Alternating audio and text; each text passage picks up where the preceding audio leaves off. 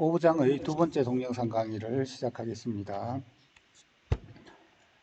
앞에서는 SQL에서 데이터 정의를 하는데 사용되는 여러 가지 문장을 보셨고, 그 중에서 제일 중요하고 제일 많이 사용되는 릴레이션, 즉 테이블을 만드는 데 사용하는 크리에이트 테이블 문에 대해서 보셨습니다. 이 크리에이트 테이블 문에 대한 이제 조금 더 자세한 보충 설명이 이 두 번째 동영상 강의에서 있는데요. 여기 보면 첫 번째 이런 설명이 있습니다. 이 크리에이트 테이블문 앞에서 보셨던 그 여러 예제들에 대한 크리에이트 테이블문에서 몇몇 외래 키는 에러가 날 수 있다 이렇게 되어 있습니다. 왜냐하면 순환 참조를 하기 때문이고, 또 아직 생성되지 않은 테이블을 참조하기 때문이다 이렇게 지금 설명이 있는데, 아마 이 말을 조금 이해하기가 힘드실 텐데, 거기에는 앞에 있는 예제들 때 약간의 타이핑 오류가 있어서 이해하기가 조금 힘듭니다.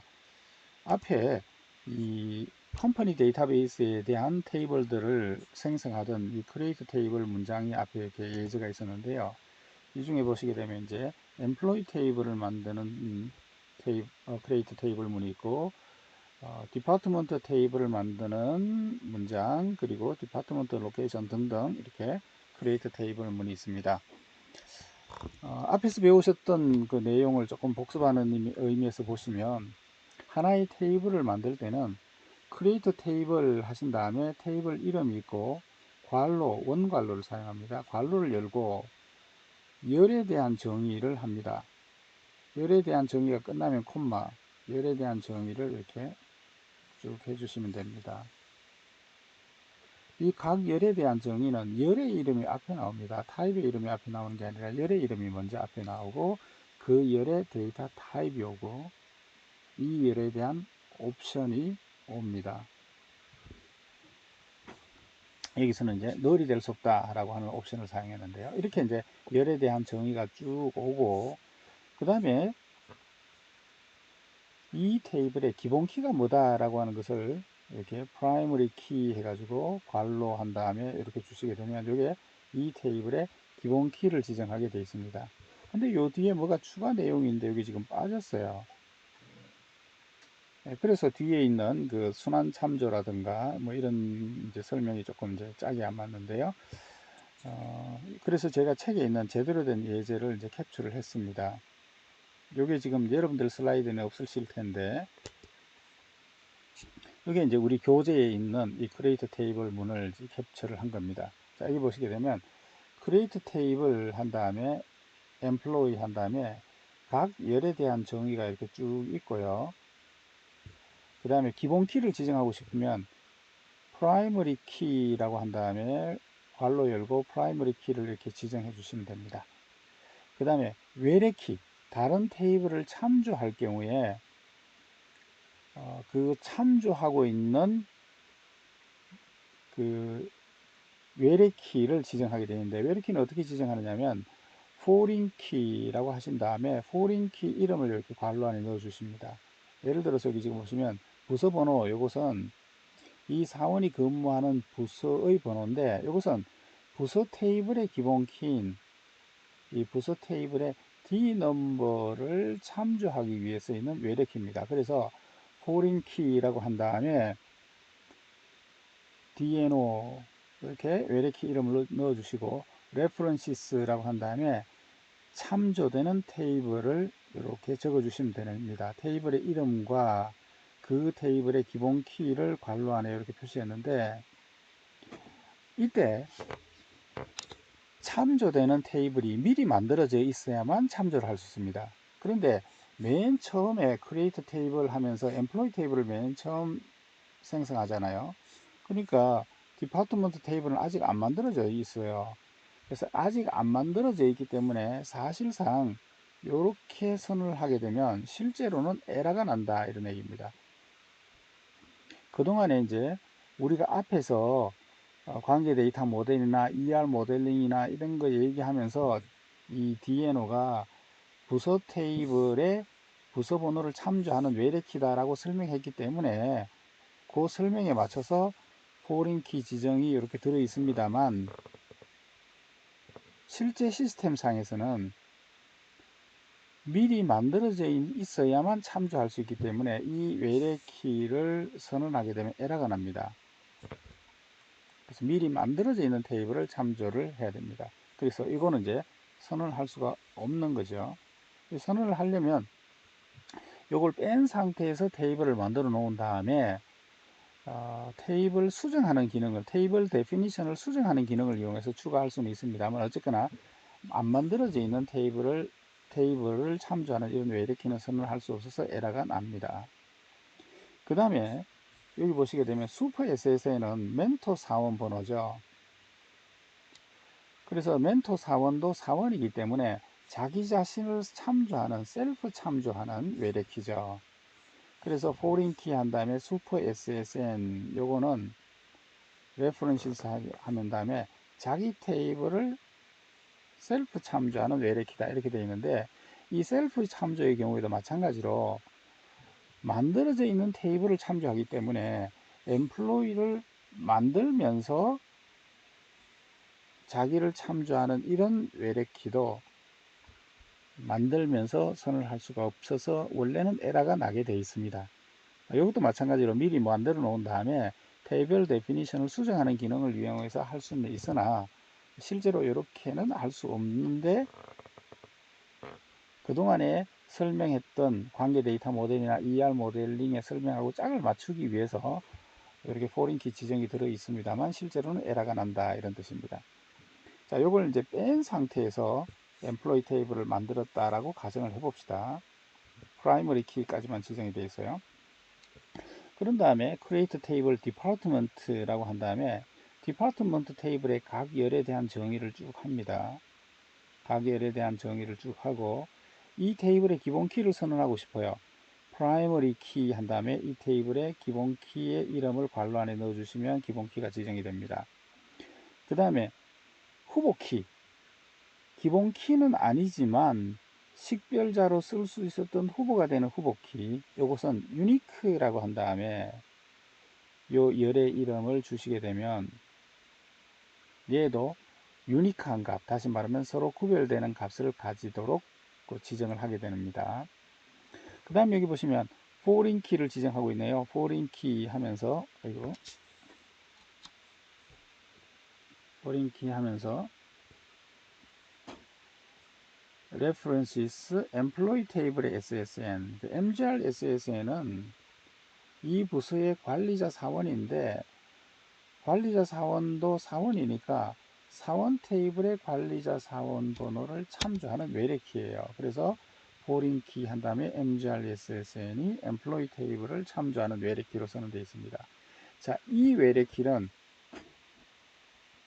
실행에 문제가 없습니다. employee 테이블을 미리 만들어 놓고 미리 만들어져 있는 employee 테이블을 참조하는 것은 가능합니다.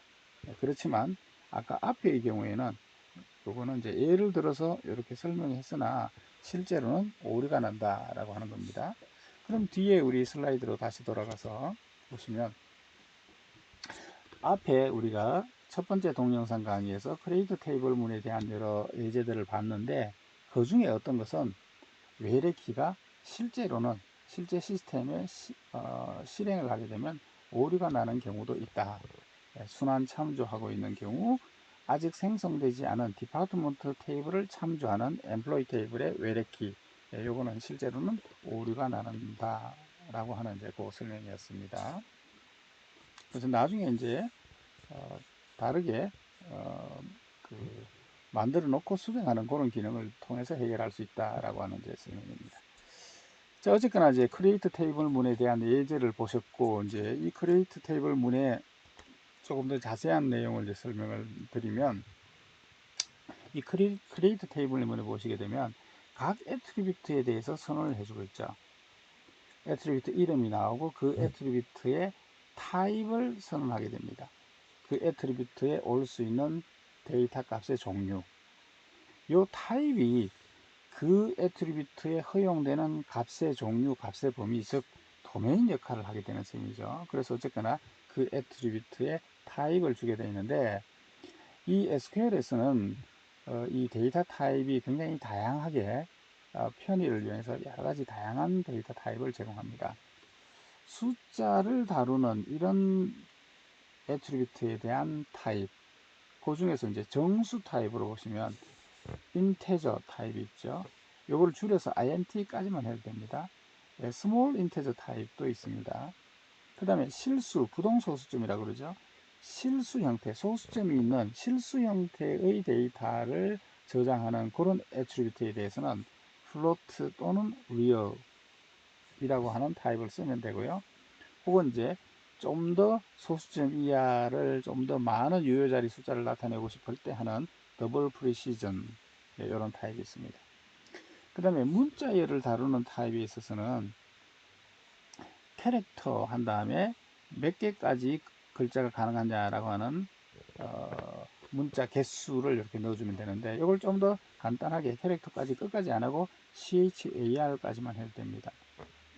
이걸 이제 고정 길이 문자열이다 이렇게 얘기했는데, 고정 길이라고 하는 것은 뭐냐 하면, 여기에 예를 들어서 50이다 이렇게 길이를 줬으면 요 열에 50개의 문자를 저장할 수 있는 50개 바이트를 항상 할당합니다. 고정적으로. 그렇게 해서 그 중에 일부만 사용하게 되면 그 일부만 저장하고 나머지는 비워둡니다. 그래서 크게 잡아놨는데 실제로 오는 문자열이 작으면 공간이 빈 공간으로 남아있는 이런 경우가 있겠죠. 그래서 이 가변 길이 형태로 저장할 수 있는 이런 형태의 타입도 허용합니다. 이거는 이제 가변 길이, variable 캐릭터의 약자로 var, char, 흔히 바차라고 그렇게 부르더라고요. 바차 한 다음에 최대 가능한 문자 개수가 여기 관례 나옵니다. 이렇게 해도 되고, 캐릭터 한 다음에 bearing 이렇게 해줘도 됩니다.